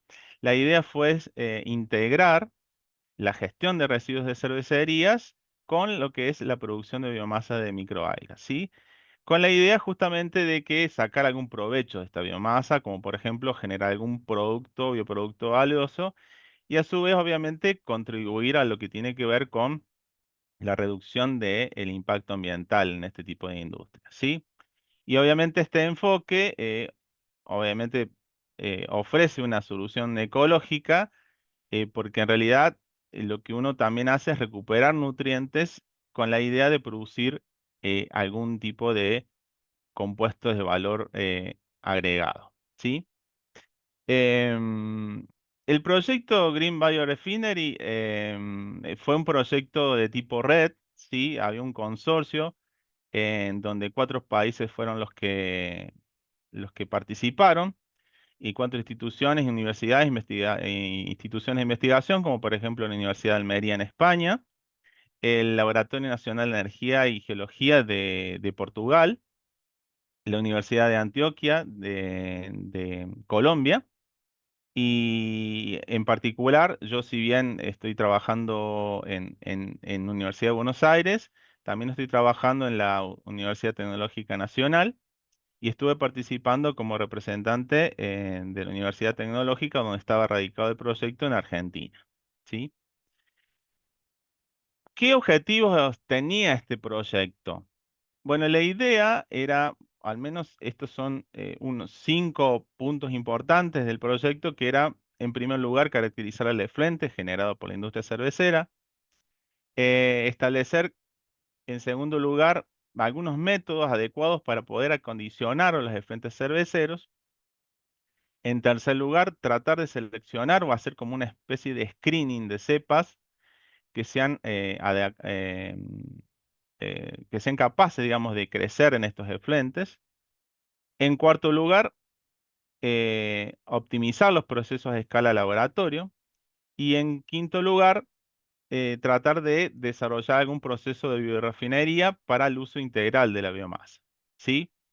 Este proyecto incluyó algunos objetivos específicos más, pero digamos, cada país se adaptaba, o sea, trabajaba a su ritmo en función y también se adaptaba a las capacidades que tenía ese instituto para realizar algún tipo de ensayo y el alcance, digamos, y de profundidad del proyecto. Lo primero que tuvimos que hacer es salir a buscar efluentes cerveceros. Y siempre nuestro interés fue con el boom digamos, de la cerveza artesanal, y sabiendo como antecedente que muchas de estas empresas no tienen tratamiento, era, digamos, una buena, un buen nicho para buscar justamente este tipo de materia prima, en realidad, que va a funcionar para el cultivo de las microalgas. En particular, tomamos contacto con una cervecería artesanal muy importante en Buenos Aires, que se llama Juguetes Perdidos, que gentilmente nos donó, ¿sí? Y nos proveía de efluentes, donde, bueno, tuvimos que ir a la fábrica a buscar, bueno, desde dónde tienen generación de efluentes, ¿sí? Y encontramos uno muy interesante que justamente tiene que ver con un líquido que se generaba en el proceso del macerado, ¿sí? De la generación del mosto, y era como una especie de lavado, drenaje que tenían justamente del macerador, ¿sí? Que diariamente ellos tenían digamos, la generación de este efluente y que la disposición final siempre era el desagüe. Entonces nosotros quisimos rescatar este efluente. ¿Qué características físico-químicas tenía este efluente? Bueno, acá tenemos un listado bastante importante de lo que se ha medido. Lo que les quise resaltar ahí es la demanda química de oxígeno, que es altísima, ¿sí? Este efluente siempre salen, generalmente los efluentes cerveceros también dependen del origen, pero en particular desde el macerador salía un efluente que tenía una carga orgánica muy grande, ¿sí? Y si bien tenía una buena cantidad de nitrógeno, fósforo, en lo que es nitratos, por ejemplo, no tenía prácticamente nada, y tiene un poco de amonio, ¿sí? Entonces, sabiendo ya con lo que te encontrás o estas características de este efluente, había que acondicionarlo el efluente, ¿sí? Para poder enfrentarlo justamente a las microalgas que nosotros teníamos, ¿sí?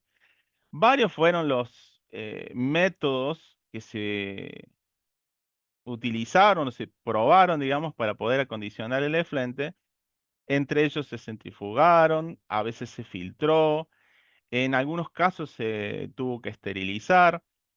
La dilución fue bueno, un tema, todo un tema, porque en realidad, desde un punto de vista ambiental, gastar más agua siempre bueno, va como en contra, pero en realidad es la solución que nosotros, al menos a nivel laboratorio, encontramos para poder disminuir la carga orgánica. El ajuste de pH en función también de qué tipo de microalgas vamos a utilizar, porque, por ejemplo, cultivar, por ejemplo, espirulina no es lo mismo que cultivar clorela, por ejemplo. Y fue necesario, y en la mayoría de los casos, fue necesario, que no lo agregué acá, pero fue necesario agregar algún tipo de nutriente, ¿sí? Em, Cuando empezamos a hacer el screening, bueno, ¿qué utilizamos? De cepas. Y bueno, utilicemos obviamente que las que tenemos a disponibilidad en el laboratorio. Estas son algunas de las que teníamos, ¿sí? Espirulina, clorela, Cenedesmus, Golenquinia. Lo primero que hicimos es tratar de hacer crecer la espirulina en ese efluente. El efluente inicial, obviamente que como les mostré recién teníamos como 40.000 miligramos de oxígeno por litro de DQO, de demanda química de oxígeno.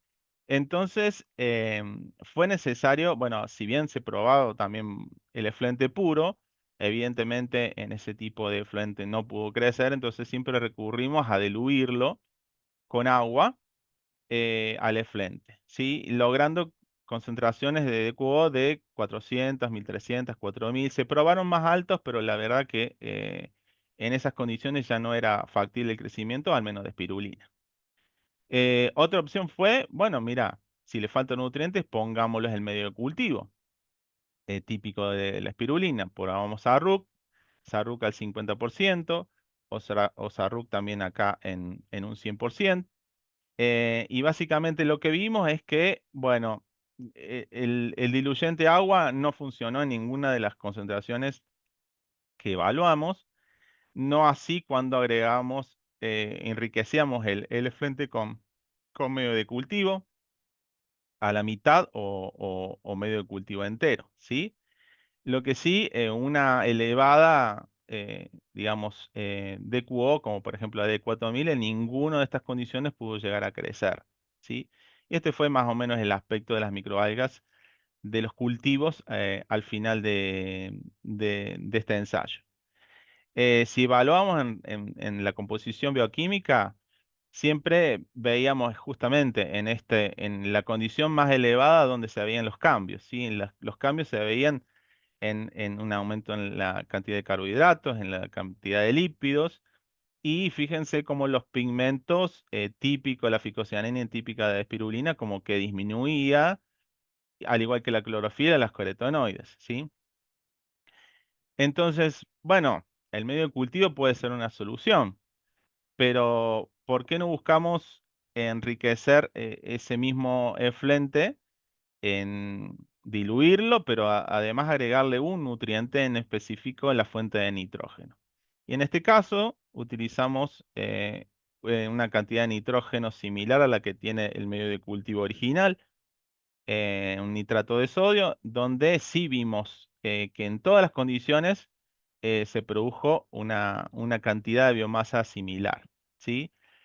Evaluando en términos de pigmentos y de composición bioquímica, los únicos cambios que vimos fue la disminución de ficocianina y el aumento de lípidos, que ya la habíamos visto previamente, pero básicamente en otras de las condiciones no se vio cambio en la composición bioquímica.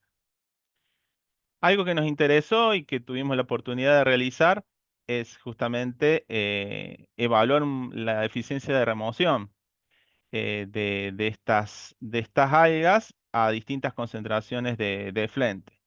Y justamente donde vimos más remoción, o al menos donde se notó más los porcentajes de remoción más elevados, fue justamente cuando estamos trabajando a una concentración de, digamos, de DQO elevada, como de 4000, donde vemos un 93% de remoción de DQO, 92,9, casi 93 de nitrógeno total y así. Entonces lo que podemos más o menos sacar en conclusiones donde, mira, donde realmente el alga se estresó, por así decirlo, porque recién hablaban de estrés, y creo que también Melissa hace un rato mencionó de que, bueno, vos podés tener un alga para bioremediar, pero capaz que te produce menos biomasa. Bueno, más o menos un poco lo que pudimos experimentar acá, en donde las condiciones que optimizan capaz que los procesos de remediación y de remoción de nutrientes son diferentes a las condiciones óptimas, por ejemplo, para producción de biomasa o de mantención de la composición bioquímica de esa microalga. Entonces, esas son un poco con lo que uno tiene que lidiar, ¿no? Si nos enfocamos desde un punto de vista ambiental o desde un punto de vista productivo. Clorella vulgaris también fue como siempre uno recurre a este tipo de microalgas para este tipo de tratamiento de aguas residuales. En este caso lo que se hizo es también diluirlo con agua y diluirlo con el medio de cultivo, ¿sí? O con agua y enriquecido con nitrato de amonio e inclusive y la hicimos crecer en oscuridad en presencia del efluente. Lo que sí, obviamente tuvimos que también diluirla para obtener aproximadamente esta cantidad de DQO inicial que podía tolerar esta microalga. Así que, si se fijan, es mucho más elevada a la que pueda soportar, por ejemplo, la espirulina. Si ves en concentración de biomasa, lo que se ve es que ambos que utilizaron, perdón, el sistema control, esta es la cantidad de biomasa que se pudo generar en el sistema control. Sin embargo, fíjense cómo si se agregan tanto nitratos como el medio de cultivo original, que la producción de biomasa es mucho más elevada. Sin embargo, lo llamativo de todo es que a pesar de que estaba en oscuridad, esta microalga en presencia de la fuente fue capaz de producir una biomasa similar. Lo mismo con la composición bioquímica. Fíjense que acá las proteínas, al parecer, cuando tenemos, habría como una especie de disminución de las proteínas en el caso de cuando tenemos solamente el agregado de justamente de nitrato de amonio, nitrato de sodio, perdón. Y lo que se puede ver es que también habría como una suerte de disminución, bueno, aumento, perdón, en relación al control de la cantidad de lípidos en las otras condiciones. Pero sí es notable cómo la condición control y la condición que tenía el medio de cultivo completo contribuyó a la generación y a la síntesis de pigmentos, no así los otros, en donde en tanto clorofila como el carotenoides disminuyó drásticamente. Cenedemus, y con Cenedemus también se hicieron algunos tipos de ensayos. Fíjense que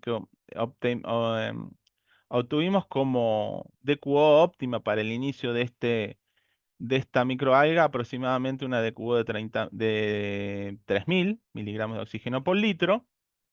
Y en este caso, si bien veníamos trabajando con las otras microalgas, trabajando en gramos, en concentración de gramos por litro, en este caso hicimos como una especie de test en donde comparamos densidad óptica y comparamos, por ejemplo, recuento en cámara de Neubauer, ¿sí?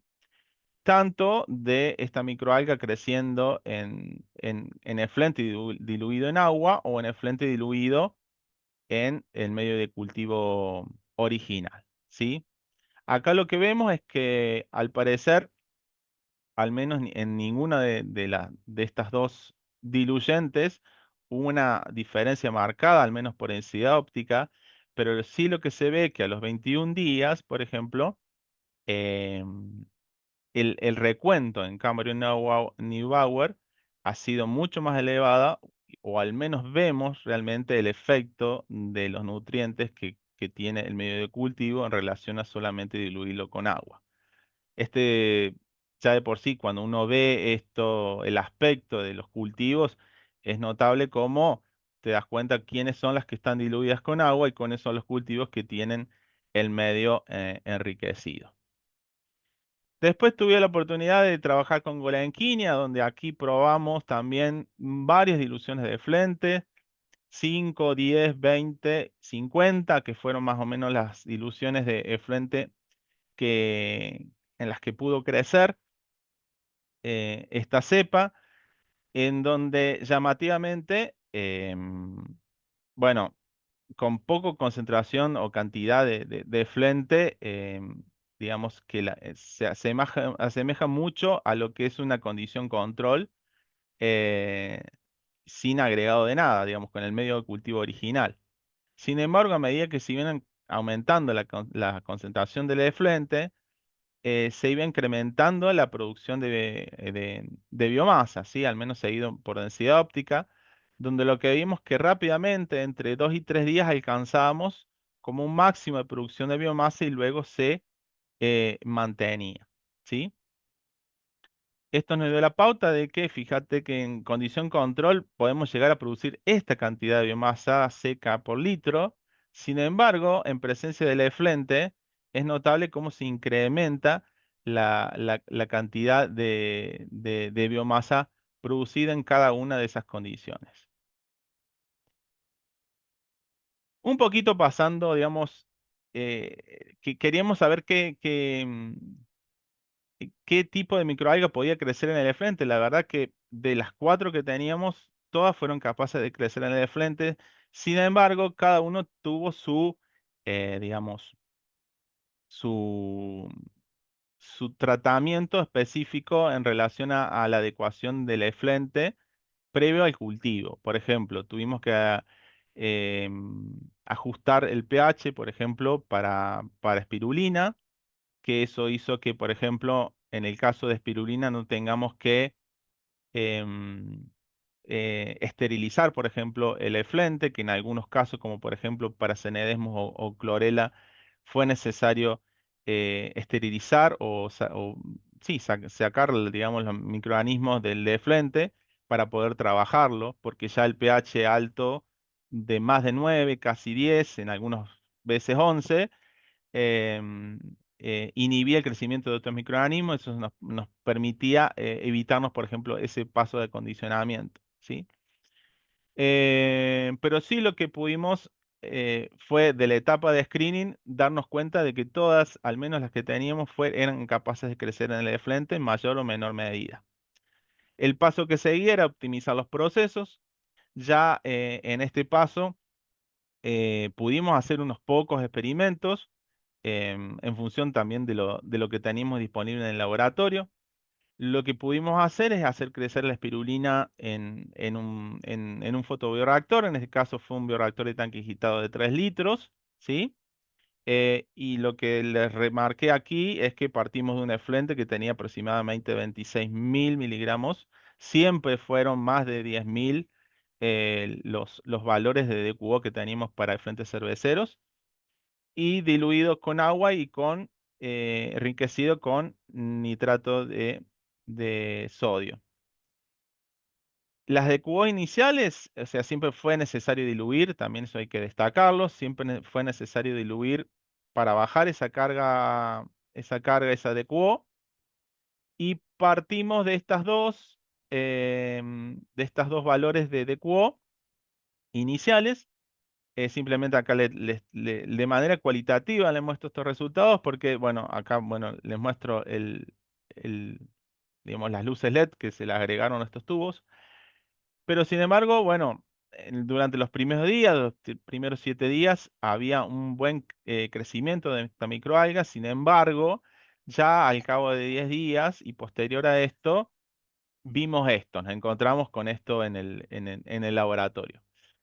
Evidentemente, hay que revisar eh, varias cosas acá. En principio, gracias a Dios, como cuando uno ya trabaja a nivel fotobioreactor y tiene algunas facilidades como sensores incorporados, lo que nosotros vimos es que si bien nosotros partimos un pH inicial de 11,7, casi 12, y una concentración de oxígeno inicial, obviamente a la calibrada al sensor de oxígeno que era 100%, luego de los 7 días vimos un descenso del pH que también se mantuvo los 10 días. Pero notablemente sí, esto refleja que hubo crecimiento en las microalgas cuando el sensor de oxígeno supera, ¿sí? el 100% de calibración. Acá estamos viendo un 165% de concentración de oxígeno disuelto. Pero evidentemente cuando vimos la proliferación de bacterias y nos encontramos con un 18% de oxígeno disueltos, evidentemente era lógico esperar y bueno, es ese tipo de valores en función de la contaminación que había, ¿sí?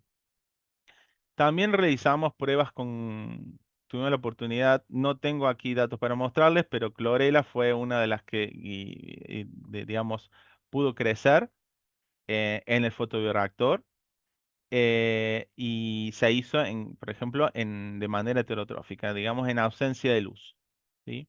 Y se pudo conseguir una buena cantidad de biomasa.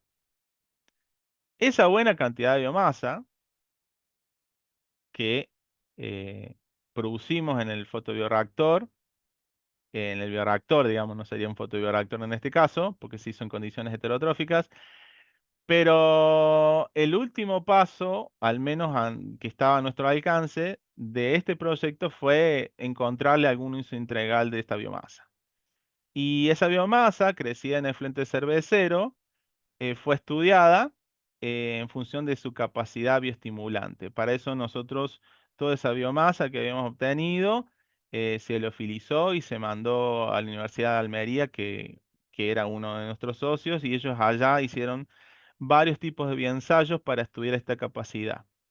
Se estudió el índice de germinación, ¿sí? En el caso de de semillas de berro, algunos ensayos de inducción de raíces adventicias. Eso se hizo si no me equivoco, en frijol mungo, que se llama, o también se le dicen judías, que son como unas legumbres. Y también se hicieron test de formación de raíces o digamos, de expansión de cotiledones, tanto en formación de raíces, por un lado, ay, no me sale el nombre, pepino, y de expansión de cotiledones también en en el mismo pepino. Lo que sí, cuando uno quiere estudiar o quiere empezar a ver qué capacidad bioestimulante puede tener la biomasa, es necesario hacer un pretratamiento de la biomasa. En este caso, la biomasa se humedeció, ¿sí? Em, Se trabajó con materia húmeda y se lo sometió a ultrasonido para poder romper la biomasa. O teníamos otro caso, se armó como este esquema de trabajo donde teníamos ultrasonido y no teníamos ultrasonido aplicado, ¿sí? Y una hidrólisis enzimática, ¿sí? En este caso podría ser con hidrólisis enzimática y sin hidrólisis enzimática utilizando algunas enzimas. Luego se probaron en cada uno de esos ensayos dos tipos de concentraciones de esta biomasa pretratada. En función de la hidrólisis enzimática, tanto con disrupción celular, con ultrasonido o sin disrupción celular, lo que se ve es que al cabo de 180 minutos, aproximadamente el grado de hidrólisis fue muy similar, ¿sí? Entonces, a veces podía ser beneficioso, a veces no, pero en realidad lo que te dan es digamos, los parámetros que uno hacen que se dé cuenta si el uso de ultrasonido o no, o el uso de hidrólisis enzimática es válido, en función también de los ensayos que se hicieron. Por ejemplo, para el índice de germinación de semillas de berro se encontraron resultados positivos solamente en el caso de que había aplicado ultrasonido y a su vez hidrólisis enzimática, ¿sí? Donde había un índice de germinación mayor al 100%. Luego se ve este efecto Auxin-like, que es, digamos, similar a las fitohormonas auxinas, en donde los resultados positivos, por ejemplo, fueron en cuando teníamos presencia de ultrasonido y sin hidrólisis enzimática, por ejemplo, para 2 gramos litros, y para 2 gramos litros también encontramos que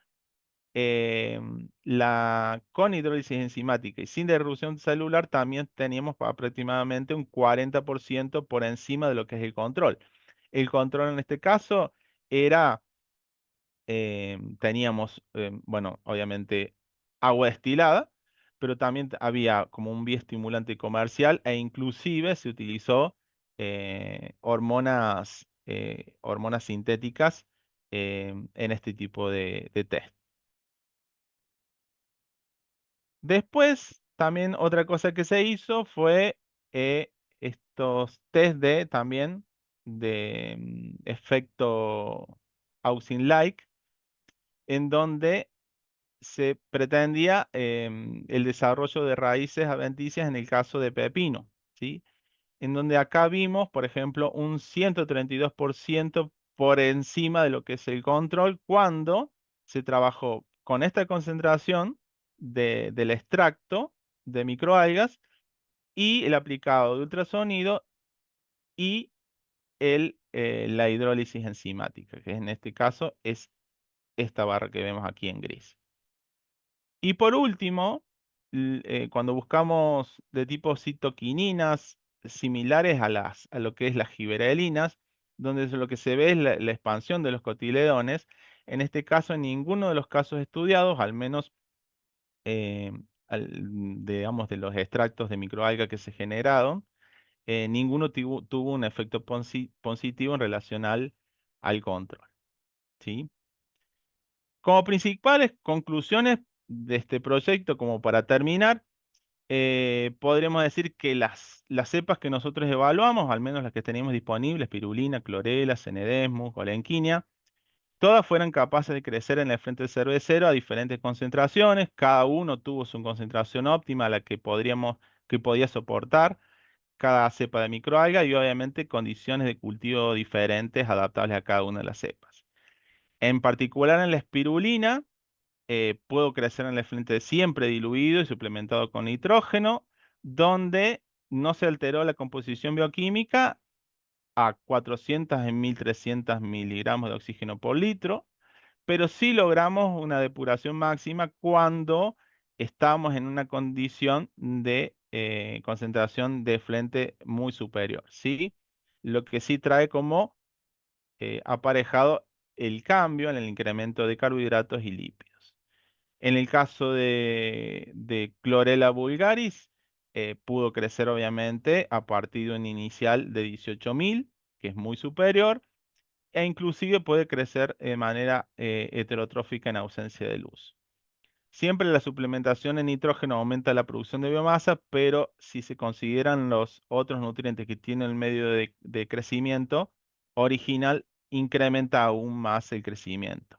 En el caso del cenedesmus, siempre el efluente se diluye y obviamente que si nosotros lo suplementamos con nutrientes se obtiene mucho mayor crecimiento en relación a trabajarlo solo con agua. Y en el caso de golanquina, que a los 3 días, en tiempo realmente rápido, alcanzó su máxima producción de efluente utilizando concentraciones del 20 y del 50% suplementado con nitrógeno. ¿Sí?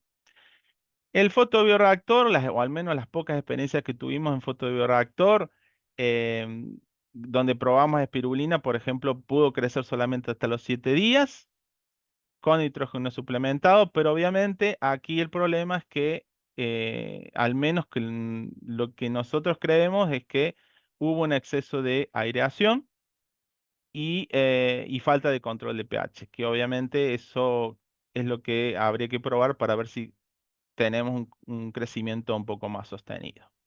Y finalmente, en el uso de la biomasa que produjimos bajo con efluentes cerveceros, pudimos comprobar de que Chlorella vulgaris, o al menos los extractos de esa biomasa, aumentan el poder germinativo en semillas de berro y tienen capacidad estimulante, induciendo desarrollo de raíces en pepino y frijol mung.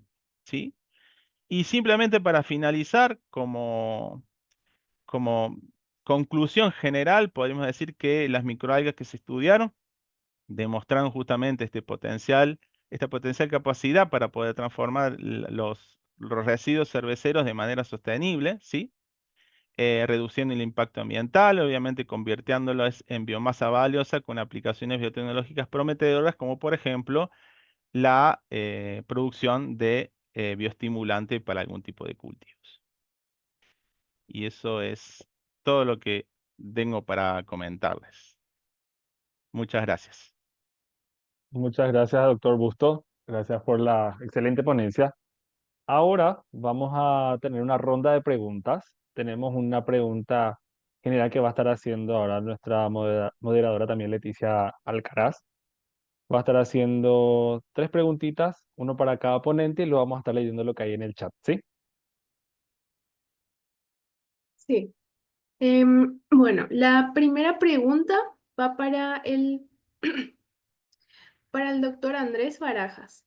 Sería la pregunta: ¿cuáles son los beneficios ambientales de utilizar algas para tratar lixiviados? Bien, el beneficio ambiental sería la reducción del poder contaminante de los lixiviados como tal, ya que normalmente los lixiviados lo que se hace es evaporarles, removerle el agua y concentrarlos, normalmente por ultrafiltración o por otro sistema. Entonces es simplemente pasar el problema a otro lado, quitarle el agua y enterrarlo. Entonces aquí el beneficio ambiental es evitar esa pérdida de agua por evaporación y buscar un reuso.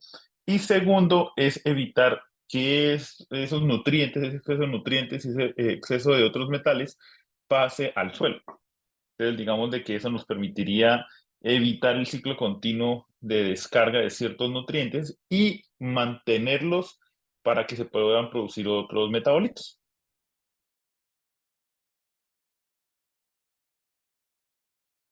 Perfecto, doctor. Muchas gracias por responder la pregunta. Y la segunda pregunta es para la profesora Melissa. Tenemos otra pregunta que dice: ¿cuáles son los desafíos al trabajar con algas en un entorno de laboratorio?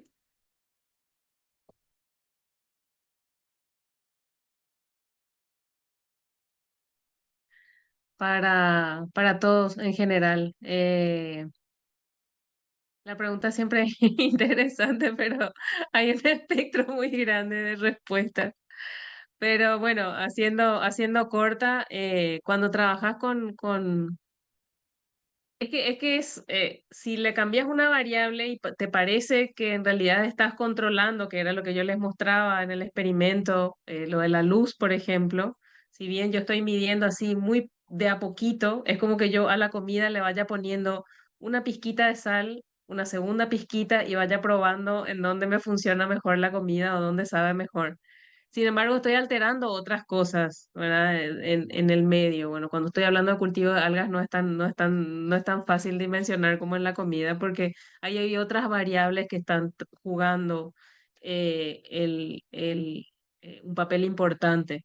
La luz, a veces, dependiendo del tipo de luz que estamos utilizando, todavía en el laboratorio nosotros llegamos a utilizar las luces comunes, las luces amarillas, y ellas producen calor. La temperatura, por lo tanto, es un factor muy importante y por lo general muy rápido. Eso se nota en el cultivo. Nutrientes, yo no hablé de nutrientes y ese es un factor importantísimo porque yo puedo estar controlando la luz y pensando que una curva de crecimiento o es la curva de crecimiento la respuesta neta a esos cambios de luz, pero en realidad por detrás también está nutrientes, o sea, yo tengo que estar controlando cada detalle de cuánto yo estoy alimentando a esa alga con el tipo de cultivo o del medio de cultivo que estoy utilizando. Y ahí el profesor Víctor estaba mencionando, por ejemplo, ¿verdad? Que en algunos casos utilizando ciertos componentes, bueno, el alga reaccionaba de tal manera o producía mejor o menos, y dependiendo del tipo de alga también, ¿verdad? Entonces hay otros factores, hay muchos otros factores que se deben estar cuidando, o que se deben tener en cuenta, pero uno trata, evidentemente, por eso es que hoy día hay tanto campo de trabajo o hay tanto campo de ideas en las que se pueden aplicar el cultivo de algas o las algas para experimentos, porque no todo se puede medir al mismo tiempo y son demasiadas variables las que se tienen que controlar. Estoy hablando de nutrientes, temperatura y luz, en realidad hay muchos otros factores, qué sé yo, el burbujeo, en algún momento alguien estaba hablando del tema del burbujeo, la cantidad de oxígeno disponible, CO2 disponible, etcétera. Hay muchos otros factores que controlan en realidad ese universo del cultivo, ¿sí?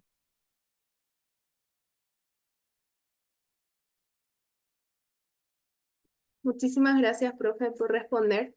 Y la última pregunta de estas tres va para el doctor Víctor. Doctor, pregunta, ¿existen riesgos asociados con el uso de la biotecnología algal en este contexto? Riesgos. Eh, Riesgo. Me parece que el riesgo lo tenemos que tomar nosotros. Al investigar este tipo de temas. Nos arriesgamos todos los días, creo. No, yo creo que, a ver, no sé bien a qué enfoca la pregunta en puntual, si la biotecnología legal en general o no, pero si me lo, si me Profe, lo, profe, sí, te sí. aclaro un poco la pregunta. Con respecto a riesgo, sería si podría tener algún riesgo ambiental principalmente, qué sé yo, que haya algún escape o algo, no sé. Algo relacionado a eso sería la pregunta Ah, de qué tipo de riesgo Ah, podría causar. claro, está sí, bien, está bien, está bien, está bien. claro. Em, Mira, la tecnología o sea, si bien tiene ya muchos años de estudio, la biotecnología algal, microalgal, y cada vez la tecnología avanza a pasos agigantados, ha demostrado que al menos el uso de microalgas siempre es como las microalgas mismas, verde, todo verde, el futuro es verde, la transformación de las industrias tiene que ser verde. Creo que estamos en esa también transición, que también lo mostró Melissa, ¿no? Una de las aplicaciones. Estamos en ese proceso de transición energética donde nosotros necesitamos que las industrias apuesten también a tecnologías más verdes, más eco-friendly, y creo que en ese sentido las microalgas tienen todas las de ganar, digamos, por sus múltiples aplicaciones y porque la tecnología creo que va a acompañar también al desarrollo de las microalgas en pos de un bien y de un servicio. Pensándolo desde un servicio ya, como la definición de la biotecnología lo dice, ya están contribuyendo a la bioremediación, si bien es una tecnología que no se está utilizando como tratamiento en plantas de tratamiento, al menos a nivel mundial hay muy pocas, y que aplican justamente, ya me estoy derivando de tema, pero aplican justamente a pequeños municipios, a pequeñas industrias. También aportan además un montón de productos y como los pocos ensayos que nosotros pudimos hacer en laboratorio, ya nos da la pauta de que también el riesgo va a ser para muchos productores, dejar de usar fertilizantes químicos y empezar a utilizar más bien insumos. Creo que apuntamos a eso y yo creo que por eso creo que si bien yo he trabajado con células vegetales, que no estoy muy lejos, el tema de microalgas cada vez me interesa más y es un mundo por descubrir. Así que no, espero haber respondido. Muchísimas gracias, doctor. Esto sería con respecto a las preguntas internas y ahora la participante Alicia Belén, tiene una pregunta que es para los tres disertantes. Si puede empezar, por favor, por el doctor Andrés.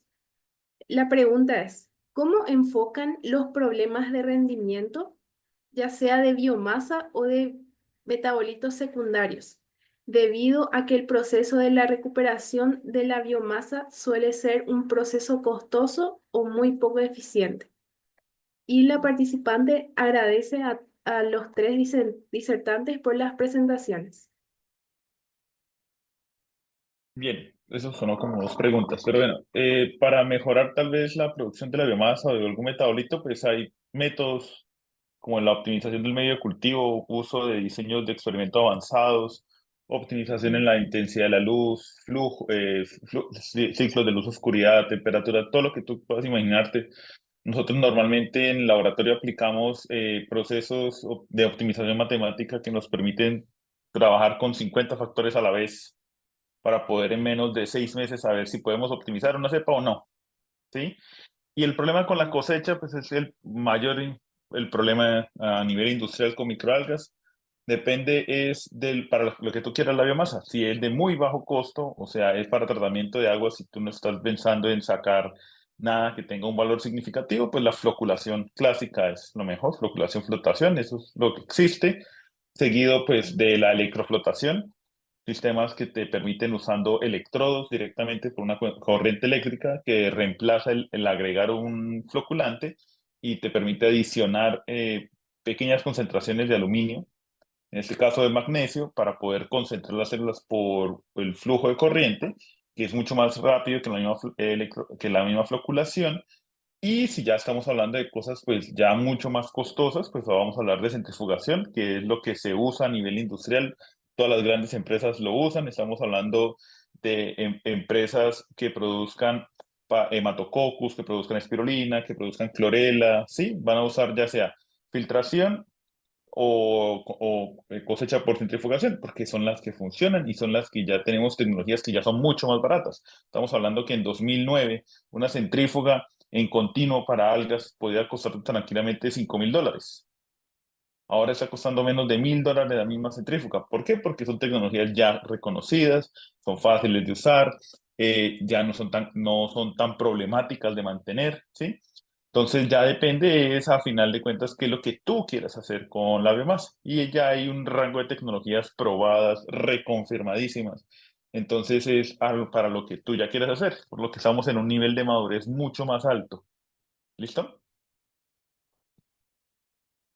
Yo creo que complementando un poco lo que dice el profe Andrés, que de hecho ya estaba abarcando bastante de la respuesta, sería prácticamente repetir bastante de lo mismo, pero desde el punto de vista del laboratorio, porque bueno, él tiene más experiencia con un escalado mayor, ¿verdad? Cuando estamos hablando de litros y litros, ¿verdad? Le estaba hablando de 1 metro cúbico, estamos hablando de 1.000 litros, entonces ya tienen una capacidad de procesamiento diferente y por lo tanto una vista diferente del rendimiento, ¿sí?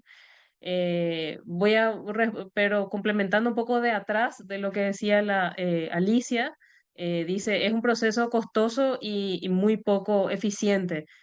Sí, sigue siendo de hecho así la industria y justamente por eso todavía no estamos hablando de escalados o de producciones muy grandes en todos los países, porque ya todos los países pudiéramos ir a esa producción, porque no todos los países estamos produciendo eso, siendo que es tan espectacular el tipo de productos que podemos tener. Y es justamente por eso, por lo costoso que es recuperar la biomasa, por lo costoso que es el procesamiento a grandes escalas. Estoy hablando a escala industrial, a escala muy grande, a escala de laboratorio todavía se consigue y los costos todavía no son dimensionables, o sea, por supuesto que sí, sí sabemos, me estoy refiriendo a cómo se gasta poco, porque estoy haciendo en una escala bajita, Parece que se puede, pero si eso se escala a un nivel industrial, evidentemente no es tan llevadero como pareciera. Entonces, eso sigue siendo un desafío a nivel mundial. ¿Existen industrias? Sí. Busca países como Australia, busca países como Alemania que están exportando carotenoides y están ganando mucha plata produciendo pigmentos, por ejemplo, es uno de los ejemplos, por supuesto. Hay gente que está exportando biomasa, y no, sin irnos lejos, Argentina, Brasil, tienen biomasa, producción de biomasa bastante grande para alimentación con peces, en fin. Hay una producción, sí, pero sigue siendo un desafío a nivel industrial, a nivel mundial en general. ¿Por qué la industria no se desvía ya a ese lado, siendo que el rendimiento es alto? Justamente por eso, porque todavía hay un desafío en el protocolo o en el proceso de manipulación de ese producto. En algunos casos, algunas algas son muy delicadas, también por el hecho de, si bien existe este proceso que estaba hablando el profe, la floculación, que es algo que se utiliza bastante, de igual manera tiene un costo, ¿verdad? Entonces, para países que todavía no tienen una visión con las algas, bueno, le ven como algo caro y algo todavía inviable, ¿verdad? Yo simplemente para complementar haría la distinción entre producción y productividad. Y Ujú. si hay algo que tienen las microalgas, que se puedan adaptar en producir en producción en continuo. Y ya estamos hablando específicamente de operación de fotobioreactores, en donde justamente la producción de microalgas a gran escala puede adaptarse tranquilamente a la producción en continuo, que siempre fue digamos, no fue bien vista al menos en la industria biotecnológica para otro tipo de procesos. Pero para la producción de microalgas, en este sentido, la operación en continuo incrementa notablemente la productividad y eso hace que tengamos biomasa produciendo de manera continua, si eso, si eso puede ser una respuesta a cómo incrementar justamente no la producción, sino la productividad. Y en relación a un poco a lo que decía Melissa, eh, siempre fue, o al menos hasta no hace mucho tiempo, no sé si estamos hablando de 10 años atrás, se pensaba que iba a ser la panacea para la producción de biocombustibles de tercera generación y no lo fue, por justamente como Melissa venía hablando, los números nos dan. No cierran los negocios, justamente, porque para cultivar microalgas, si hay algo que necesitas, sobre todo para producir combustibles, es espacio. Muchas áreas de extensiones de tierra para poder cultivar microalgas y obtener una buena cantidad para producir un combustible que va a ser de utilización, digamos, todo el mundo va a querer utilizar, bueno, no sé si va a querer utilizar, pero digamos, es algo que no es un pigmento carísimo que te lo van a vender refinado, simplemente va a ser un combustible que todo el mundo va a tener que utilizar. Pero por eso es que el vuelco ha sido a las microalgas para otro lado. El vuelco ha sido hoy por hoy más a lo ambiental y más a la agricultura. Y bueno, en eso tenemos que apostar al menos en estas partes del mundo, sobre todo en nosotros que somos países agrícolas. ¿Cierto? Bueno, muchísimas gracias. Respondidas todas las preguntas. Vamos cerrando entonces este tercer día sobre este simposio de algas y microalgas en la biotecnología ambiental. El área temática de biotecnología ambiental, ¿verdad? Le agradecemos al doctor Andrés Barajas de Colombia, a la máster Melissa González de Paraguay y al doctor Víctor Busto de Argentina, quienes compartieron con nosotros toda su experiencia y trabajo, ¿verdad?, relacionados a la temática de hoy. Y les estaremos esperando mañana en nuestro cuarto día de la versión, vamos a decirle, de em, de la parte virtual, ¿verdad?, de este congreso. Y el viernes a los que estarán participando de forma presencial en el Salón Bicentenario del Paseo La Galería. Muchísimas gracias a todos. Estaremos en contacto. Si hay alguna pregunta, le estaremos haciendo llegar también a los ponentes si hay alguna pregunta extra, ¿verdad? Que no hayan querido hacer o que se les haya ocurrido mañana o cualquier día, ¿verdad? Que venga luego. Entonces nos estaremos poniendo en contacto con ustedes. Muchísimas gracias y nuevamente por la apertura, ¿verdad? De participar en este formato digital del Congreso Paraguayo de Biotecnología. Muchas gracias. No, gracias a Gracias a ustedes. ustedes también Gracias a por todos, que la estén muy bien. invitación. Gracias a los profes por haber compartido el tiempo, ¿sí? Hasta luego entonces. Un abrazo. Nos vemos. Un gusto. Hasta Chao, luego, que chao. estén muy bien.